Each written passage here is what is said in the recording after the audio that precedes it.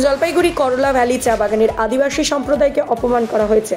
প্রতিবাদে জলপাইগুড়ির অসম মোড়ে জাতীয় সড়ক অবরোধ করে আন্দোলনে নামল আদিবাসী সম্প্রদায়ের নেতাকর্মী ও বাগানের শ্রমিকরা। এদিন অসম মোড়ে তীরধনুক হাতে আদিবাসীদের প্রতিবাদ ও অবরোধে সামিল হতে দেখা যায়। প্রায় 2 ঘন্টা অবরোধের জেরে জাতীয় সড়কে যান চলাচল বন্ধ হয়ে যায়। রাস্তার দুপাশে ব্যাপক যানজটের সৃষ্টি হয়। ঘটনাস্থলে পৌঁছায় কোতোয়ালি থানার ও ট্রাফিক পুলিশের কর্মীরা। বেশ কিছুক্ষণ আন্দোলন চলে। আন্দোলনকারীদের দাবি, জেলা তৃণমূলের এক নেতা সমাজ মাধ্যমে আদিবাসীদের নিয়ে কুরুচিকর মন্তব্য করেছেন।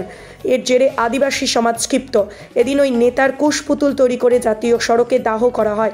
দ্রুতই নেতাকে ক্ষমা চাওয়ার দাবি উঠেছে। এরপর প্রায় 2 ঘন্টা বাদে পুলিশের হস্তক্ষেপে অবরোধ তুলে নেয় আন্দোলনকারীরা। শুয়োর বলছে আমরা বলে কচু খাই, হাড়িয়া দারু খাই, খালি ভোট নিয়ে যায় আদিবাসী জন্য। হ্যাঁ, আমরা বলে আদিবাসী, শুয়োর বলে।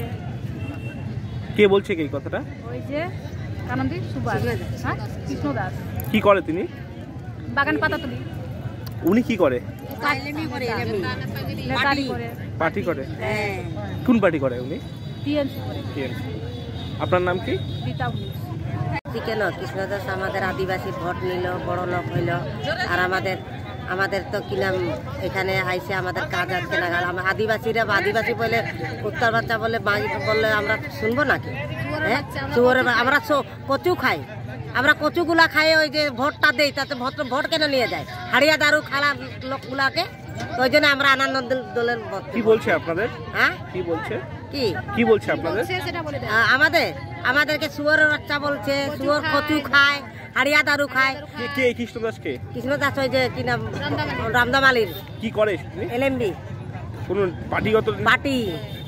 কোন পার্টি? টিএমসি। টিএমসি করে। টিএমসি করে। হ্যাঁ। কি নাম আপনার? কি নাম? আমার নাম সুমিতা বাগ। আজকে আমি কর্মসূত্রে একটু বাইরে আছি। আমি জানতে পারলাম যে জলপাইগুড়ি মোহিতনগরে সেই জায়গায় করলাভ্যালি চা বাগানের কিছু শ্রমিকদের ভুল বুঝায় সেখানে জাতীয় সড়ক অবরোধ করে নিয়ে যায় এবং জাতীয় সড়ক অবরোধ করে এবং আমার কুশপুত্তলিকা দাহ করে। এর পিছনে যার ইন্ধন, সবথেকে বড় ইন্ধন আছে, সেটা হচ্ছে আইএনটিটিসি জেলা সভাপতি তপন দে এবং করলাভ্যালি চা বাগানের মহেশ রাউতিয়া আর রাজু সাহানি। এটার কারণ হচ্ছে, অবরোধ করার কারণ যেটা ওরা সেখানে বলে, সেটা হচ্ছে যে গত 11 তারিখ করলাভ্যালি চা বাগানে একটা মেলা হয়। সেই মেলায় অবৈধভাবে জুয়া বসানো হয়, জুয়া খেলা হয়, সেখানে অবৈধভাবে মদ বিক্রি হয়, সেখানে অবৈধভাবে নেশা বিক্রি হয়, ড্রাগসের মতো নেশা বিক্রি হয়।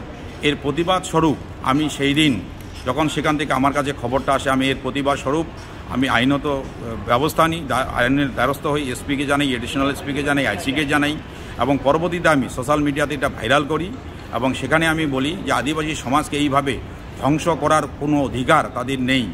আদিবাসী মানুষরা খুব অল্প পয়সার মধ্যে কাজ করে এবং সেই জায়গায় তাদেরকে প্রলোভন দেখায়, সেখানে জুয়া খেলানো হয়, সেখানে জুয়া খেলায় তাদের পকেট খালি করা হয় এবং যাদের পকেট ভর্তি হয় তারা হচ্ছে রাজু সাহানি, তপন দে এবং হচ্ছে মহেশ রাউতিয়া।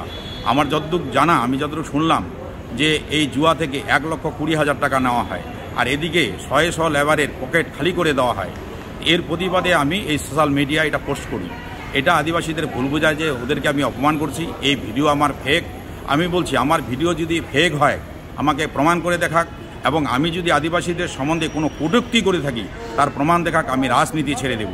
আমি চাই আদিবাসী সমাজ শিক্ষা দীক্ষায় আগাক, আদিবাসী সমাজ এগিয়ে আসুক, আদিবাসী সমাজ যাতে ভালো থাকে, সুস্থ থাকে, তার জন্য আমি প্রত্যেক সময় আমার প্রয়াস জারি থাকে, আমি লড়াই করে থাকি। আমার লড়াই জারি থাকবে এবং এইসব জুয়া দারুর বিরুদ্ধে আমার লড়াই আমি অব্যাহত থাকবে। আমার লড়াই আমার বন্ধ করতে পারবে না। ওরা দেখবে আন্দোলন কাকে বলে এবং আদিবাসী সমাজকে ভুল বোঝানো, এটার প্রমাণ ওরা দেখবে। আমি এতটুকুই বলতে চাই যে আদিবাসীদের এইভাবে পকেট খালি করার জন্য আজকে মহেশ রাউতিয়া নিজে আদিবাসী হয়ে সে লেবার থেকে আজকে গাড়ির মালিক এবং রাজু সাহানি সে একজন মাত্র চৌকিদার ছিল, সেখান থেকে আজকে গাড়ির মালিক।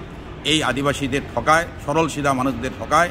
আমি সবার কাছে, আদিবাসী মানুষদের কাছে বিনতি করব, অনুরোধ করব যে এই ভুল নেতৃত্ব যারা দেয়, আপনাদের যারা ভুল বুঝায়, এই জায়গা থেকে সরে আসবেন, নেশা ভাঙ থেকে সরে আসবেন, জুয়া থেকে সরে আসবেন, আপনাদের বাচ্চা কাচ্চাদের মানুষ করবেন।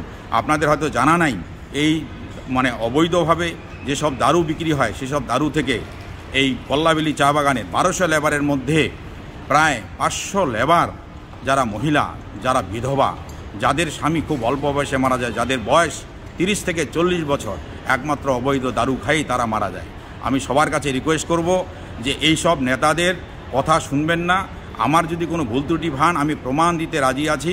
যদি আমার কোনো রকমভাবে বাজে কথা শুনেন, আমাকে ধরবেন, আমি প্রমাণ দিব। কিন্তু এরা যে আমার কুশপুতলিকা আজকে জ্বালালো, তার বিরুদ্ধে আমি আইনত ব্যবস্থা নিব। আমি সজাগ করে দিচ্ছি এবং আন্দোলন এরা দেখবে। নমস্কার, ধন্যবাদ। উন্নত মানের পাঞ্জাব আলু বীজের বিশ্বস্ত প্রতিষ্ঠান দাস পটেটো কোং। আপনি কি আলু চাষি? আপনি কি আলুর ভালো ফলন চান? তাহলে উন্নত মানের পাঞ্জাব আলুর বীজ কিনতে হলে আসতে হবে দাস পটেটো কোং। সেই বিশ্বস্ত আলুর দোকানটি রয়েছে ধূপগুড়ির সুপার মার্কেটে। দোকান মালিক সোহেল দাস। পশ্চিমবঙ্গ সরকারের লাইসেন্স প্রাপ্ত উন্নত মানের পাঞ্জাব আলু বীজের দোকান। এখানে উন্নত মানের সমস্ত রকম পাঞ্জাব আলুর বীজ পাওয়া যায়। যোগাযোগ নাম্বার 9064944025 অথবা 9907002979 অথবা 8967640014 এই নাম্বারে।